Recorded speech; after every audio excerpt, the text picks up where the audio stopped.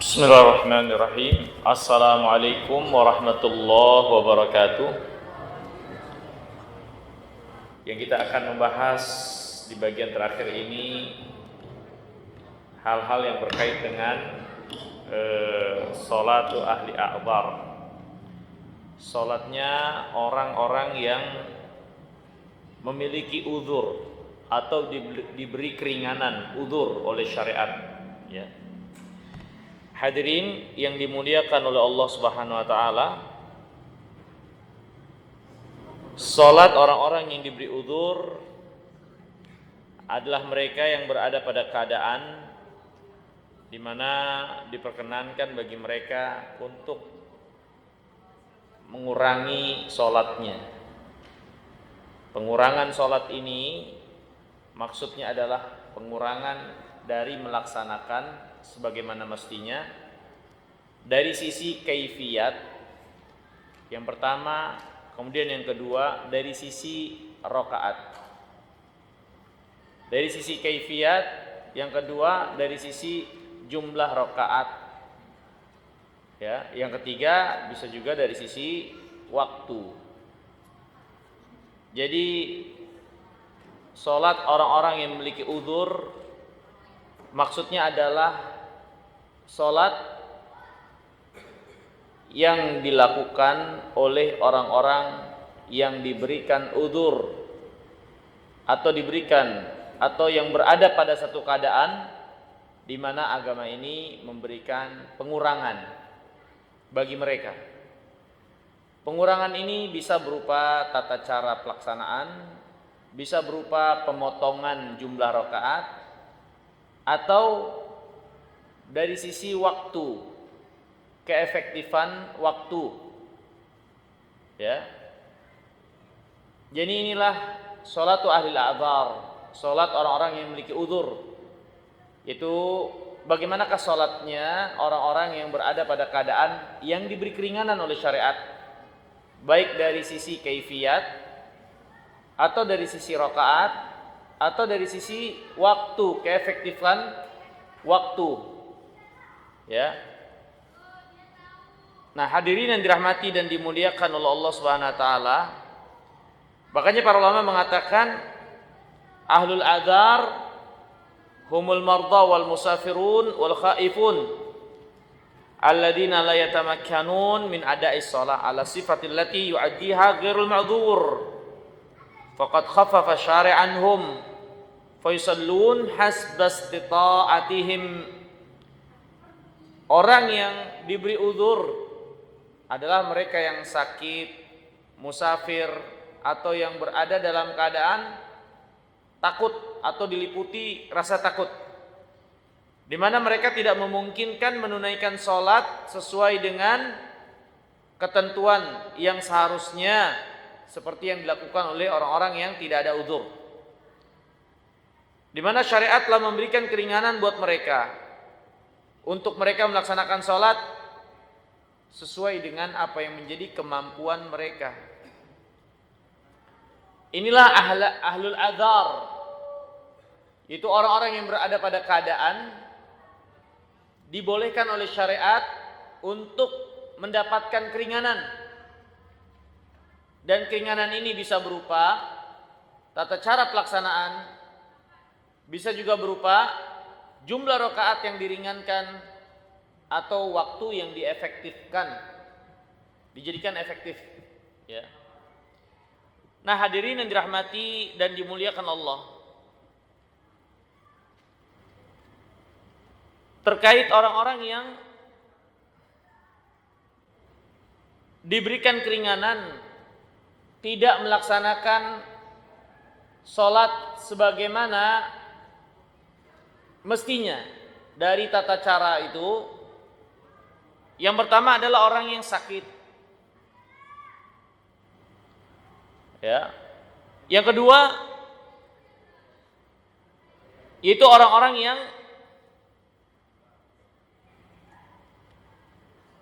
tidak bisa melaksanakan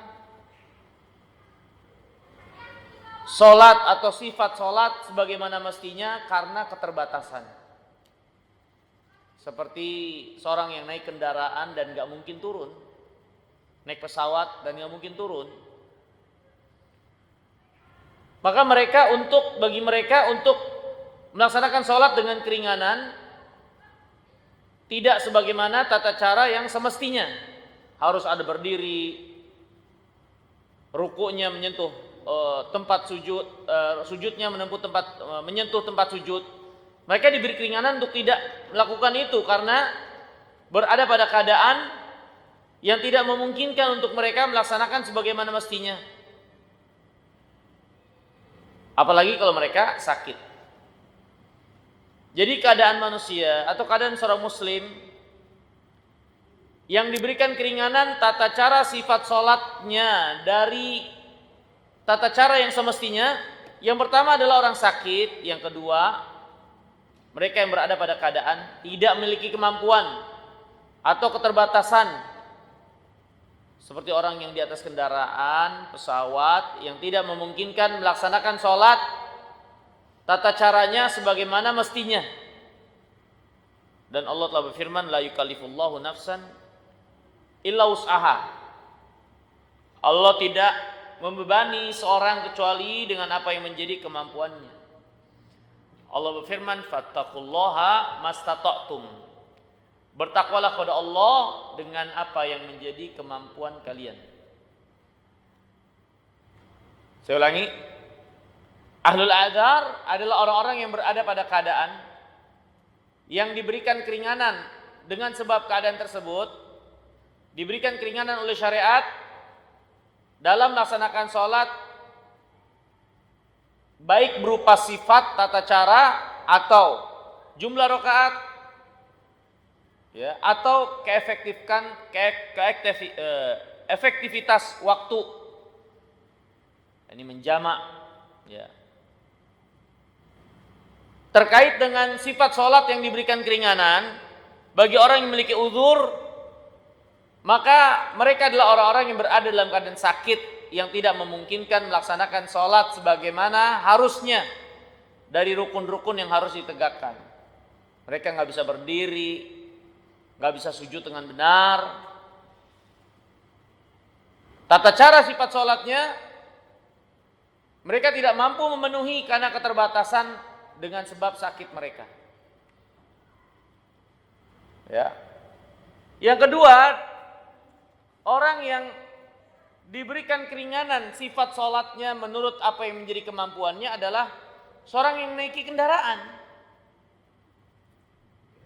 yang tidak memungkinkan turun dari kendaraan tersebut. Maka mereka ada uzur untuk kaifiat sholat itu tidak sebagaimana mestinya. Sujudnya tidak menyentuh tanah, arah kiblat juga mungkin tidak ke arah sebagaimana mestinya, tapi diizinkan oleh syariat dengan sebab hajat, darurat atau keadaan mereka tersebut. Nah, ini hadirin yang dimuliakan Allah. Nah, yang pertama tentang sholatnya orang yang sakit, yang diberikan keringanan dalam sisi kaifiat pelaksanaan sholat, dan juga keringanannya efektifnya waktu pelaksanaan. Mereka bisa dan boleh menggabungkan dua sholat karena kepentingan sakit mereka, sehingga berat untuk melaksanakan sholat di waktunya masing-masing. Maka boleh orang yang sakit itu menjamak kalau memang ada kepentingan seperti itu, ya. Jadi keadaan orang yang diberikan keringanan tidak melaksanakan sifat sholat Nabi sebagaimana mestinya, yang pertama adalah orang yang sakit. Sakit yang membatasi pergerakan anggota tubuhnya, baik secara keseluruhan atau sebagian. Ya. Sakit yang menghalangi dia untuk leluasa menggerakkan anggota tubuhnya, baik secara sebagian atau secara keseluruhan. Maka orang yang sakit seperti ini, yang tidak leluasa untuk melaksanakan sholat sebagaimana mestinya karena keterbatasan sakit badannya, maka baginya untuk melaksanakan sholat sesuai dengan apa yang menjadi kemampuannya. Misal kalau dia mampunya berdiri, ya berdiri jangan dilewati. Kalau ruku masih mampu, ya ruku jangan dilewati. Kalau masih mampu sujud sebagaimana mestinya, ya sujudnya jangan dilewati. Nabi kita yang mulia sallallahu alaihi wasallam bersabda, "Shalli qa'iman fa illam tastati' fa qa'idan fa illam tastati' fa 'ala jambin." Salatlah engkau dalam keadaan berdiri, itu menjadi hukum asal salat, dilaksanakan dengan berdiri. Kalau enggak sanggup maka duduk. Kalau enggak sanggup maka berbaring. Makanya hadirin yang dimuliakan Allah, kalau kita punya keluarga yang sakit, ya, maka saling mengingatkan untuk tidak meninggalkan sholat. Kalau mereka punya alasan nggak bisa berdiri, ruku dan sujud dengan benar, itu bukan alasan, karena oleh agama terdapat keringanan untuk orang yang sakit seperti itu melaksanakan sholat apa yang menjadi kemampuannya. Kemudian hadirin yang dimuliakan Allah, Nabi SAW tadi bersabda, sholatlah berdiri, kalau nggak mampu duduk, kalau nggak mampu berbaring. Ini dalil menunjukkan seorang mengusahakan maksimal sholat sebagaimana mestinya. Kalau tidak mampu karena sakit yang diderita, maka yang mampu tetap dilaksanakan, yang belum mampu maka dilaksanakan menurut ketentuan syariat berdasarkan keringanan yang diberikan. Dia nggak mampu berdiri, ya udah duduk silakan. Gak bisa duduk, ya berbaring. Ya, maka dia bisa melaksanakan sholat sesuai dengan arahan syariat dari keringanan sifat sholat sebagaimana mestinya. Ini orang yang sakit. Dan hadirin yang dimuliakan Allah, perlu kita pahami juga, orang yang sakit selama akalnya masih sadar, dia masih terbebani beban syariat. Banyak sebagian kaum muslimin atau muslimah nggak tahu, merasa kalau orang sakit ya sudah, berarti bebas, nggak masalah, nggak melakukan ini dan itu. Ini salah. Yang diangkat beban taklif adalah orang yang nggak berakal. Adapun orang yang sakit selama masih berakal dan sadar, tahu apa yang menjadi keadaan dan yang dia ucapkan dan dia lihat, maka tetap wajib sholat. Makanya harus kita ingatkan, banyak orang yang sakit lupa ini, lupa untuk terus menjaga sholatnya. Makanya para ulama mengatakan, wa yumi'ul marid al-musalli jalisan fi ruku' wa sujud bi ra'sihi ima'an. Orang yang sakit kalau nggak bisa ruku dan sujud sebagaimana mestinya, ya dia berisyarat dengan badannya itu. Walaupun dia sholat dalam keadaan duduk, dia isyarat dengan badannya yang menunjukkan ini ruku, ini sujud. Dengan menjadikan sujud lebih rendah daripada ruku, ruku lebih rendah daripada berdirinya. Kalau dia masih bisa sholat di bangku. Kalau nggak bisa sama sekali tapi di pembaringan, ya sudah. Dia sholat dengan isyarat atau dengan hatinya dia sholat, tapi tidak boleh untuk ditinggalkan selama dia masih memiliki kesadaran, ya. Kemudian hadirin yang dirahmati dan dimuliakan Allah. Jadi intinya, ahlul adzar, orang yang diberi uzur untuk tidak melaksanakan tata cara sholat sebagaimana mesti dari gerakan-gerakannya, di antara mereka adalah orang yang sakit. Maka bagaimana batasan keadaan orang sakit ini? Dia melaksanakan sholat sesuai dengan batasannya tersebut. Kalau masih bisa berdiri, jangan langsung duduk. Kalau bisa masih sujud dengan benar, ya harus sujud dilaksanakan. Tapi kalau itu nggak bisa, ya udah, lakukan apa yang bisa.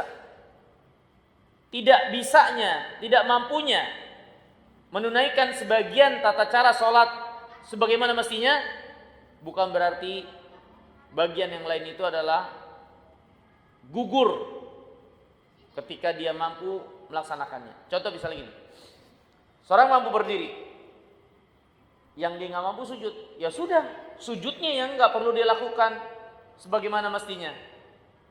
tapi berdiri selama dia mampu, ya berdiri tetap harus dilakukan. Ada yang berdirinya yang nggak mampu, sujud bisa, ya sudah.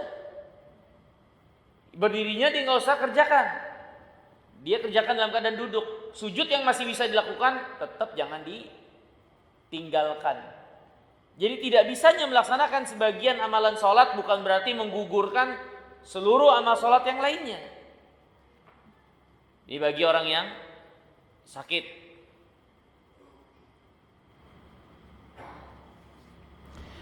Kemudian yang kedua, ahlul adzar yang diberikan keringanan tentang tata cara sholatnya itu, sifat sholat,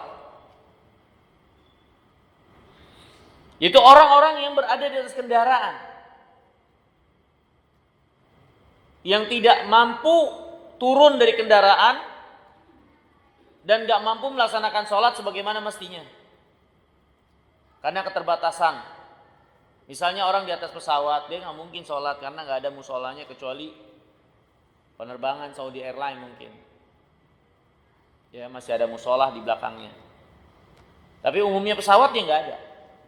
Gak mungkin kan kita sholat berdiri walaupun kita mampu. Menghadap kiblat, sujud walaupun kita mampu. Tapi itu kan keterbatasan kita terkait dengan aturan sebagai penumpang. Kita minta turun juga nggak mungkin. Maka ya sholat sebagaimana adanya. Kita duduk, ya, dengan ruku yang lebih rendah dari berdiri dan sujud lebih rendah daripada ruku. Dia sholat dalam keadaan duduk di tempat seatnya, tempat duduknya, ya. Dan jangan sampai dia meninggalkan sholat. Ini dua yang diberikan keringanan ahlul adzar dari sisi sifat sholat, tata cara sholat. Kemudian hadirin yang dimuliakan Allah, orang yang diberi uzur keringanan oleh syariat dengan mengurangi jumlah rakaat, dengan mengurangi jumlah rakaat. Mereka yang seperti ini adalah musafir. Musafirlah yang diberikan izin untuk mengerjakan sholat yang 4 hanya dengan 2 rakaat. Musafir, ya, dapat keringanan berupa pengurangan jumlah rakaat yang dilaksanakan.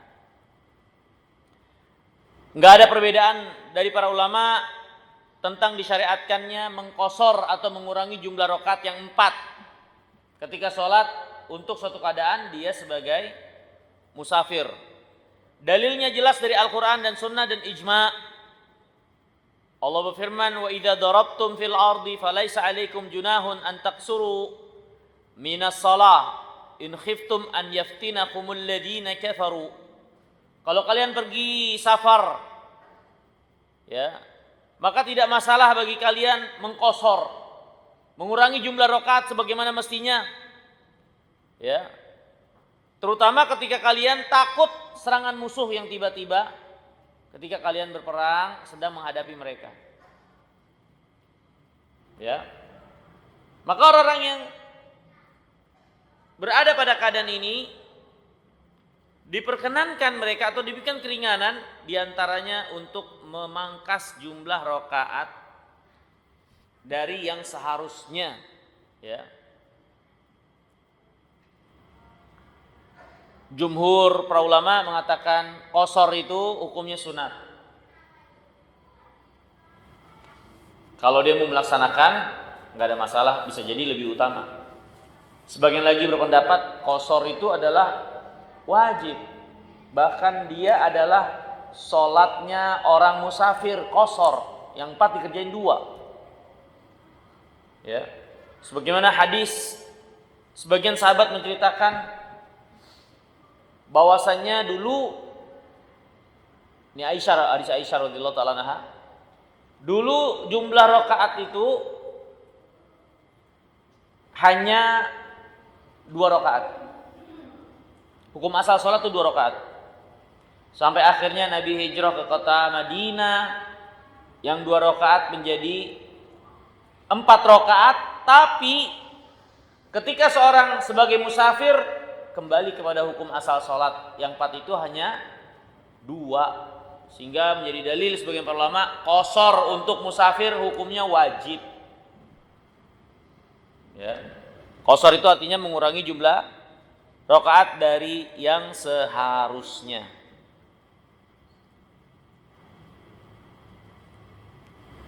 Jadi ini ahlul a'dzar yang kedua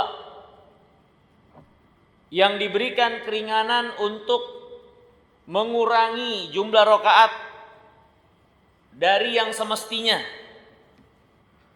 Dan dia adalah orang-orang safar atau musafir.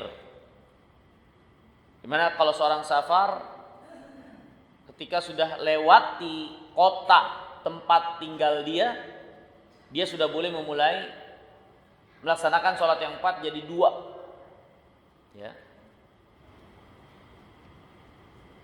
Kemudian permasalahan selanjutnya terkait dengan qashar ini, berapakah jarak minimal perjalanan sehingga pergerakan seseorang itu dikatakan safar?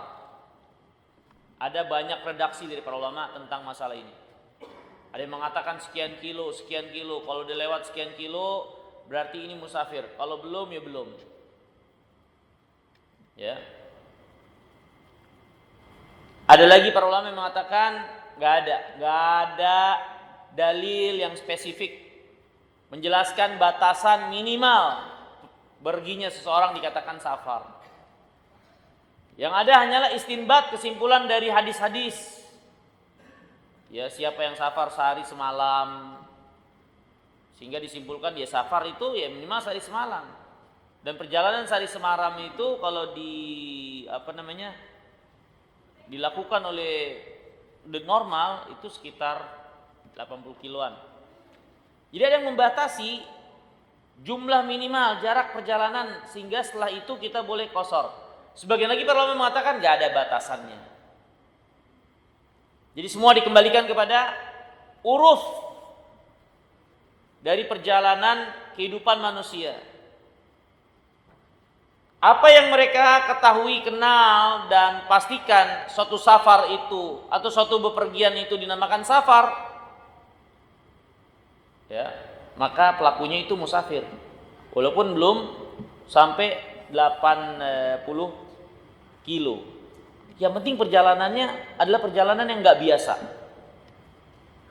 Perjalanan yang menuntutnya untuk memiliki keberatan dari ongkos, biaya dan persiapan-persiapan. Ya. Walaupun jaraknya mungkin di bawah 80 kilo. Selama perjalanan itu atau perginya itu adalah dia safar, maka dihitung sebagai musafir, ya. Tetap dihitung sebagai musafir. Jadi para ulama berselisih tentang batas minimal bepergian itu dikatakan safar. Ada yang membatasi dengan jumlah bilangan jarak tertentu, ada yang tidak membatasi, tapi semua dikembalikan kepada uruf. Suatu perjalanan dikatakan safar, maka pelakunya ya musafir.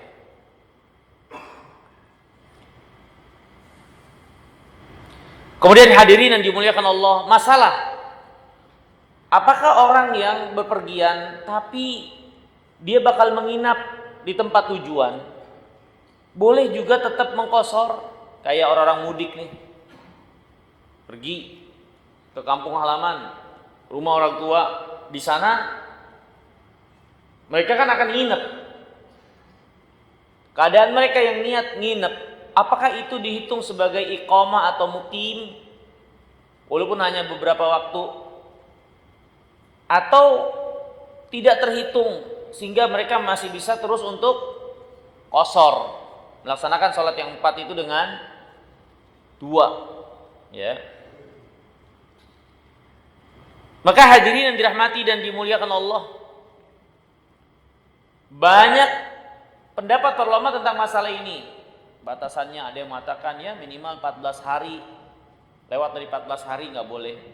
Ada lagi mengatakan ya minimal 21 hari atau 21 malam, lewat dari itu harus menyempurnakan sholat yang 2 tetap jadi 4 ya. Walaupun hadirin yang dirahmati dan dimuliakan Allah, nggak ada keterangan dari Nabi SAW khusus. Kalau seorang bepergian terus menetap di suatu tempat beberapa waktu, berarti dia harus sempurna dan nggak boleh kosor. Nggak ada ketentuan seperti itu dari Nabi SAW. Tapi memang ada praktek Nabi SAW di Tabuk 14 hari. Praktek Nabi SAW menetap di Mekah 21 hari. Dan beliau tetap terus kosor ya. Jadi menetapnya atau niat menetap beberapa malam di suatu tempat, selama dia tidak niat sebagai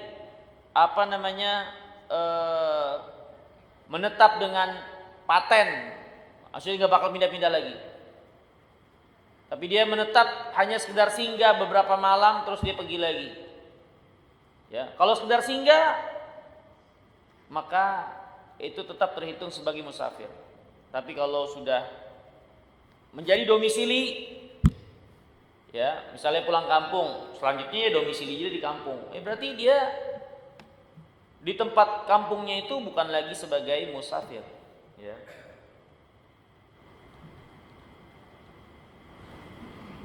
Jadi menetapnya pada suatu tempat tidak mempengaruhi keadaan dirinya sebagai musafir. Ya, selama itu menetapnya itu sifatnya sementara dan dia pasti akan meninggalkannya lagi.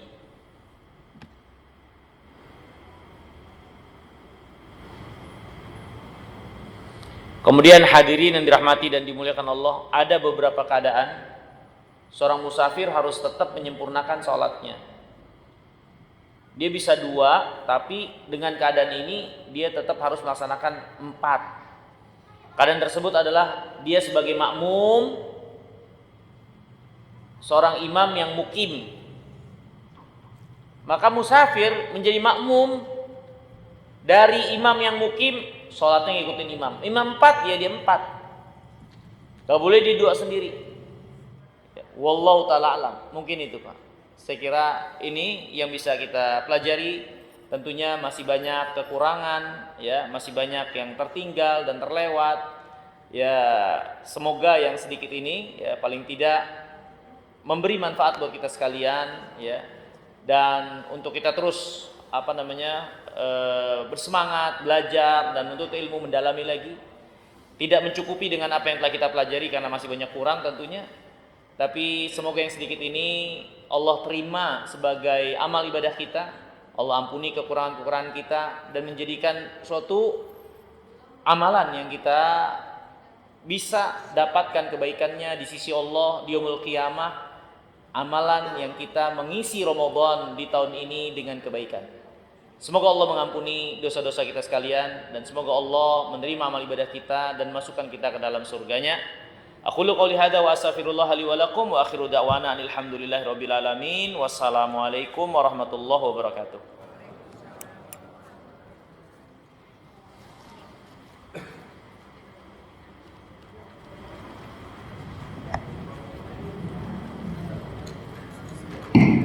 Baik,